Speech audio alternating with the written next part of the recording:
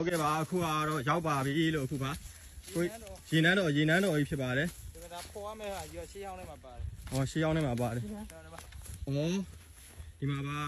ရေနန်းတော်ကြီးပါတဲ့အောက်ထဲမှာကြံသေးတယ်အောက်ထဲမှာကြံသေးပါသေးရဲ့ဒီဘက်ထိပဲဒီမှာဒီကြားလေးတော့ဒီကတော့တော့ဒီထိပဲဟိုဒီဟုတ်ပါဒါပေါက်လေးဒီဘက်မှာဟုတ်ဒီကြီးထဲမှာမြုပ်နေတာဒါမဲ့ဟုတ်ပါဒီမှာအဲ့ဖော်မှာပေါ့အဲ့ဖော်မယ်လို့ပြောတာပဲဒါကြီးဖော်မှာတယ်အဲ့ဒါနန်းတောင်လိုမယ်နုလိုဟာမျိုးကြီးဖြစ်သွားမှာဟောဒီမှာကြည့်ကြပါဗျာရေနန်းတော်အဆောင်ကြီးပေါ့ဒီမှာဒီဥစ္စာဒါကြီးနန်းတော်ဒါလေးအဲ့တော်တော်ဖွားမှာနော်ဖွားမှာဒါကျွန်တော်ဒီသက်ခုမှမြင်ဘူးလေရေနန်းတော်အဲ့ကြားတာကြားဘူးတခါမှမြင်ဘူးဘယ်နားမှမြင်မသိဘူးခုပေါ်လာတာအောက်ထဲမှာကြံသေးတယ်ဒီမှာဒါဟွာတွေတိုင်နေ